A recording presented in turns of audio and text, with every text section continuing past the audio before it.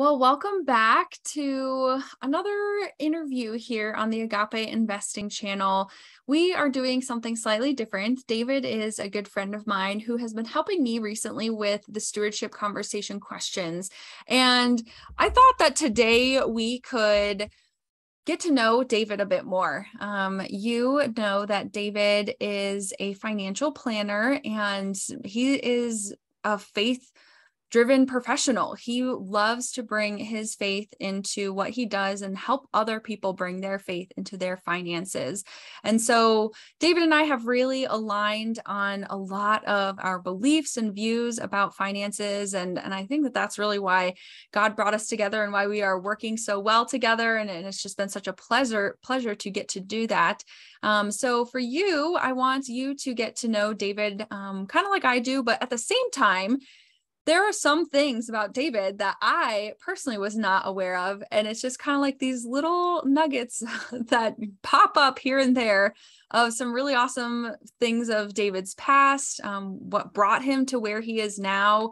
And everything that I learned is just like really cool and very fascinating too. And so today, for my also personal interest and yours, I would love for you to get to know my friend David. So David, thank you so much for being here again with me today. Hey, Katie, thanks. Really appreciate being here and happy to share my story today. Yeah. So yeah, I think today I just kind of want to let you chat, just let you talk a little bit more about really what brought you to this point in your career, in your life, in your ministry in general, to helping believers align their views and the way that they use their money with their faith and really taking it from a biblical perspective. So wherever you feel like that main pivotal point was, because for me, that was definitely when I started in real estate, and then real estate brought me into just real estate investing in general. And then investing brought me more to this personal finance world and realm and really asking God how we can bring our faith into those areas. And so for you, I'd love for you to kind of start from that main pivotal moment and just kind of share with us from there. Where did God bring you and how did he get you to this moment? Yeah, sure. So a lot of things happened in 2014. 2014 was like a very pivotal year. But for those who don't know, I was actually a rocket scientist and engineer for a little over a decade. And so that was my career path.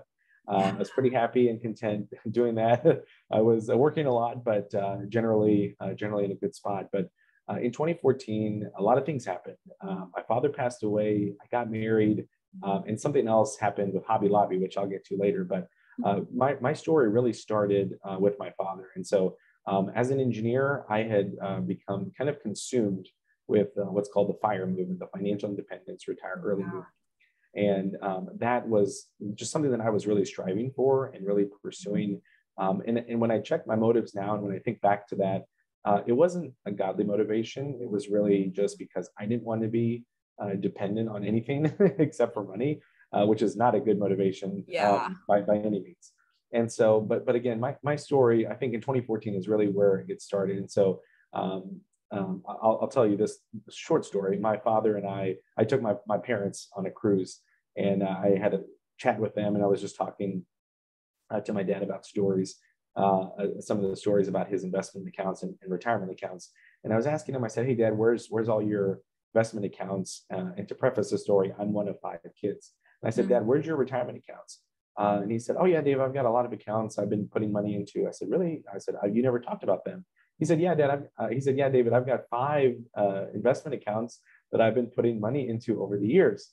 And he kind of grinned at me. And the punchline is, we were his investment accounts. He wasn't really investing any money into anything, real estate or the market, or anything. And so that's kind of the funny part of the story. But in 2014, my father passed away, and I was actually overseas.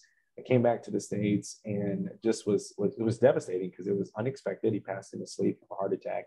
And I walked my mom through a lot of these financial planning questions. Being a money nerd, really my whole life, I walked my mom through those financial planning questions and kind of those money questions that were obviously very hard because I lost my dad and she lost her husband. But that really put a spark in me. And so I just realized, man, I really love I really loved that experience helping my mom. And then I started teaching Financial Peace University. Actually, at my church, I wanted to hold on to that feeling of helping other people with their money. And so I started teaching Financial Peace University. And also in 2014, I got married. And so I was working like 60, 70, 80 hours a week at SpaceX at the time. And I was also volunteering like 20 hours a week for Financial Peace University. And just my wife said basically, we just got married. This isn't really, I'm excited you found something you're passionate about, but this isn't really going to work long term. And so that really led me to start figuring out, like, what does it look like to become a financial advisor and help people with their money? And the third thing that happened in 2014, which was huge, was that Hobby Lobby went to the Supreme Court. And in a huge win for religious freedom, basically, Obamacare was asking all employers to provide abortion care for their employees. And David Green, being the CEO of the company and a Christian, strong Christian in his family, he didn't want to provide abortion care to his employees. And like I said, it went all the way to the Supreme Court, and in a huge win for religious freedom. The Supreme Court said you do not have to provide abortion care to your employees. Well, what happened after that, Katie, was the Wall Street Journal and a bunch of other news outlets started reporting that Hobby Lobby owned abortion companies and manufacturing companies in their 401k. And it was a huge blow. Like for I was like, I don't really understand why are they talking about this? Why does it matter? And then I started thinking about my own personal portfolios. I started thinking, do I own abortion companies in my portfolio? And this is no knock on Hobby Lobby. They obviously were not aware, but that's what I realized. Like 99, 100% of people are not aware, especially Christians. Super easy not to know. Exactly. They don't know what they're invested in, because you kind of just think of the market as kind of this ambiguous term, and you don't really know. You're not really connected to the companies. And so that really led me down this journey of, man, what do I own? And does God care what I own in my investment and my retirement accounts? And again, I was an engineer at the time, was not thinking about how to do what's now called biblically responsible investing. But I ended up finding the firm that I'm at now to help me manage my own personal investments. And that's the firm Wise Wealth. And that really set me on this path of experiencing what a faith-driven financial plan looks like. It really means not just giving God 10% of my wealth or my income. It really means giving God 100% of my income and my wealth. And that's what faith-driven financial planning means to me.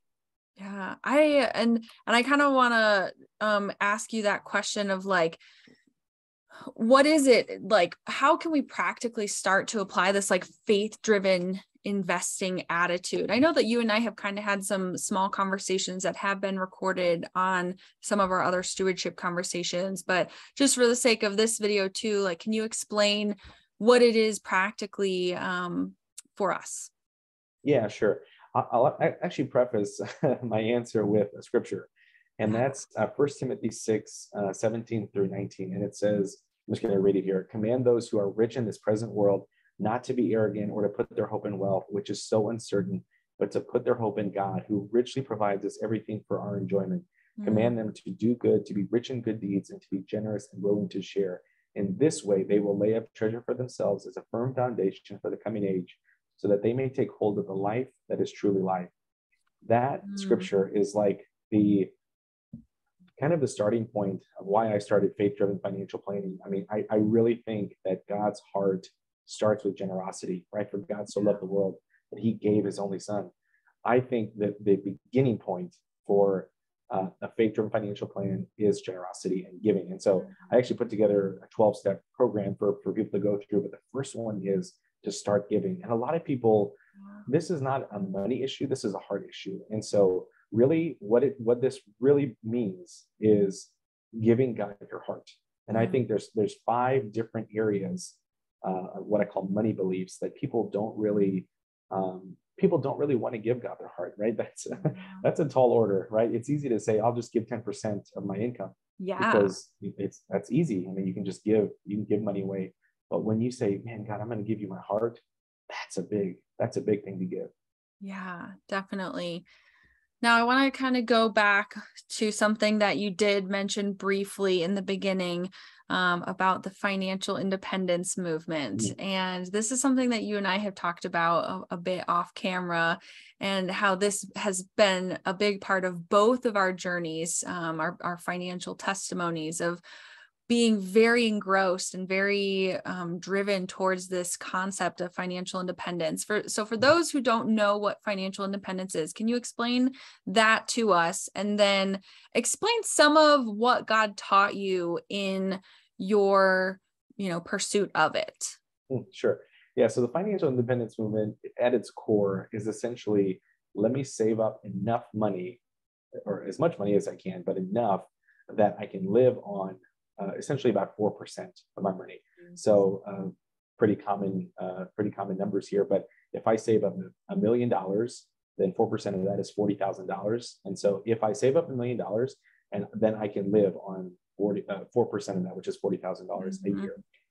There's a lot of alignment between the financial independence movement and what I would consider a faith-driven financial plan. Right, spend less than you earn, maintain financial margin, avoid debt, set long-term financial goals. Those are, I think, common aspects of the financial independence and a faith-driven financial plan. But at its core, the movement is kind of defined around becoming independent, really, from everything. And so I think, especially as Christians, we have to check our hearts. And for me, again, in 2014, when my father passed away and a lot of these other things happened, that's where I really had to kind of step back and say, what is my heart issue here? So that's what I would say is the kind of the crux of the financial independence movement. Yeah. I actually had a conversation yesterday about this concept of loving your money. And I was asked the question, about like, what does it mean? Like what, like we hear it all the time in the Bible, like loving our money. And what I think it really boils down to is that idea of asking our money to do for us what only God can do for us. And that's quoted by a lot of people. And someone that I think you and I have talked about before is Paul David Tripp in his book, Redeeming Money, which we both love a lot. But I think it really just does boil down to that. When we ask our money to be our security and to be our hope and our just the way that we survive. And I think that was so evident for me in the financial independence movement when I was pursuing it. Was like, I just wanted that to be my resource, my source of everything, of my security and my hope and my future. And I really did do the same thing where I'm like, oh, there's so many values that really do align with just biblical finances, like just spending wisely, thinking about where your money is going. But it's just that end goal of what are you pursuing and why are you doing it?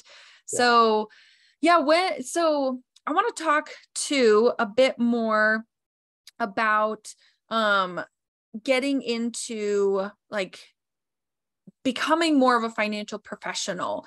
I know that you were saying that you really desired to help people more on a level that is really impactful. What has that kind of looked like for you? And what are you doing now to help people? And how can people kind of also tap into what you are doing? Sure. Yeah. So, when I started, I was teaching Financial Peace University, and I was kind of, more of a coach, just helping people through a very important process in their journey, which is kind of understanding God's true purpose of their wealth, and helping them through. But what I realized was I was only helping people in the short term, and that aspect of what I would consider aligning your investments with your wealth, that biblically responsible investing, that key piece was missing for me. And so I couldn't help people in that. And so obviously, to get licensed, I went through all the regulatory processes. But even after I got licensed, I had to decide what kind of financial advisor, what kind of financial planner do I want to be? Do I want to be a financial advisor to my past coworkers, maybe to engineers? But when I really thought about who do I want to serve and how do I want to serve them, I kept coming back to biblically responsible investing, because I kept coming back to, do I believe that God owns it all? And that's really the first of 5 key money beliefs. Stewardship. Do I really believe God owns it all? And if I do believe that God owns it all, then what am I going to do with my investments, right? And so that was kind of that key differentiator, right? that aspect of how can I help Christians become faithful stewards and managers of all of their wealth? Well, part of it is giving, part of it is saving, but I believe a huge part of the investing aspect, and God, I think there's, plenty of parables to talk about the benefits of investing and diversification. But when I kept thinking and coming back to it, I kept coming back to, if I really believe that God owns it all, how can I help other people steward that? And I'll reference 1 Timothy 6 again, but I feel like Paul, this is 1 Timothy 6:17.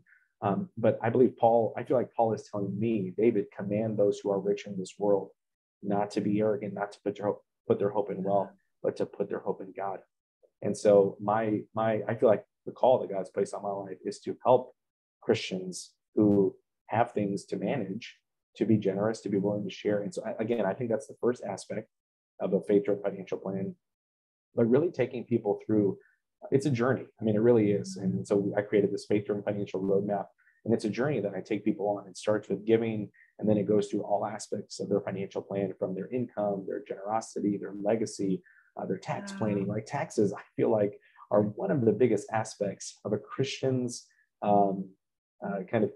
tools in their tool belt that they are not exercising. And a lot of times people, especially Christians, because they are so generous, there are so many ways that that they could be saving more money on taxes, but they're not taking advantage because maybe they don't have a knowledge of it, or they don't have a guide to help them. And so one of the key differentiators I feel like that sets me apart from just traditional financial advisors is biblically responsible investing, but also the tax efficiency aspect of it. Again, I just think as Christians, we should be wiser than the people of this world, just like Daniel was in his time. I think there's aspects that we can utilize. I always tell people it's good to pay your taxes. Pay your taxes with generosity, but no one says you have to leave Uncle Sam a tip or Caesar a tip, as it were. Yes. And so I think there's a lot of different ways that we can do that and be better stewards of God's wealth. Yeah.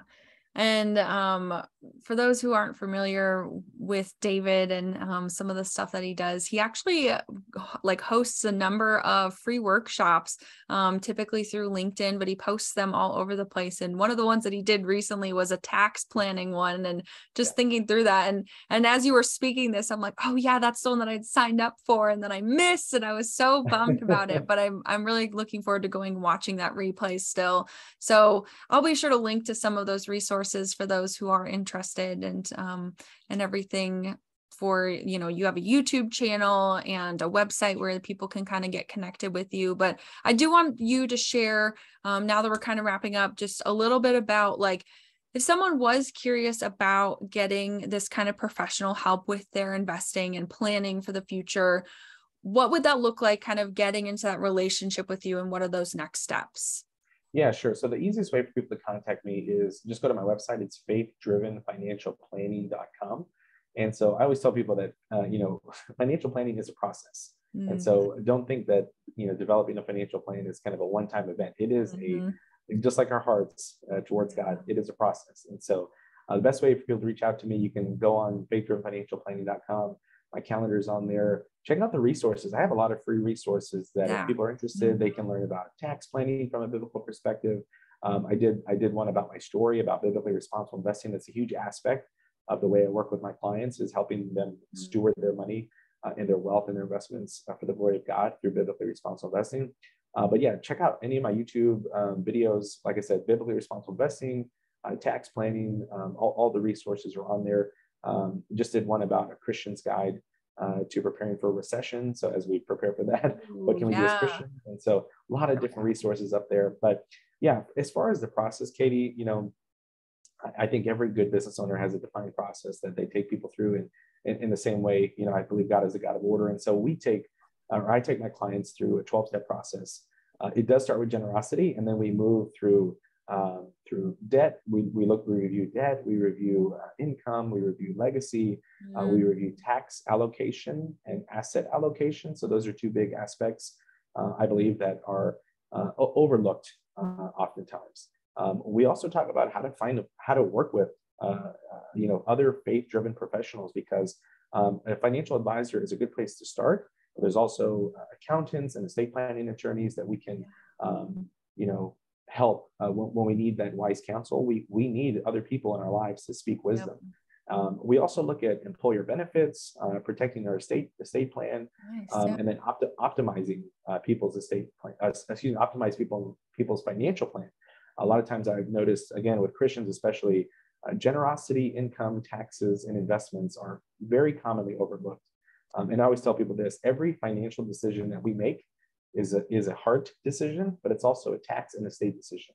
Yeah. And so it's really important that we make these decisions in the context of a full financial plan. That's really awesome.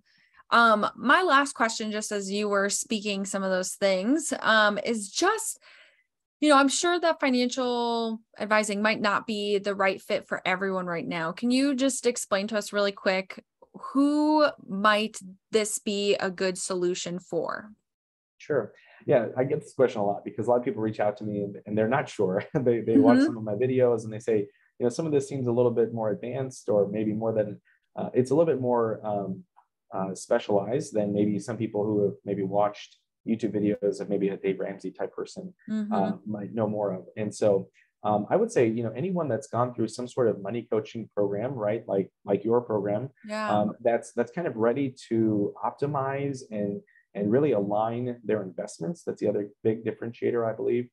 Someone who's not really needing a lot of debt coaching and a lot of like that hand holding from a debt perspective, but who kind of has that built-in margin, who's saving a little bit every month, and who's just ready to kind of kick up their financial plan into high gear, I would say. Yeah.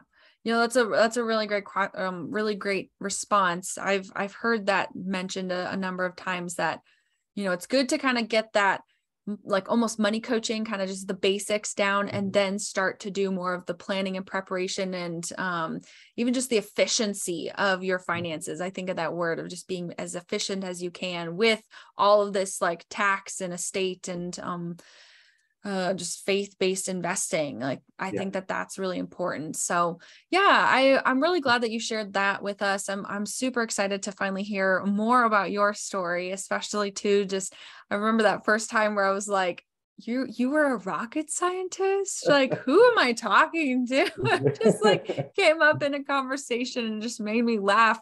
So I'm really glad that, David, that you were able to join us again to share more about who you are and how God has led you to where you're at. And I'm just thankful that you have, been pursuing this calling with excellence. And I definitely can say that just from working alongside you, that you definitely do what you do with excellence. And so I would highly recommend anyone out there who is curious about getting some, professional financial planning and advising, that you talk with David. He will definitely help you take it one step at a time from a biblical perspective. So that's really important as believers, that it is from that perspective of how can we be most glorifying to the Lord. So thank you so much, David. I really appreciate this time today.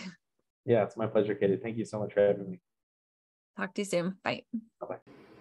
Hey, thanks so much for watching. If you enjoyed this video, be sure to give it a like and subscribe to my channel so that you don't miss out on any new videos. And if you want to continue the conversation, or if you have any other questions about biblical money management, I want to invite you to our community called Redeeming Your Finances, where you can ask questions and gain encouragement on your journey towards becoming an excellent money manager. I hope to see you there.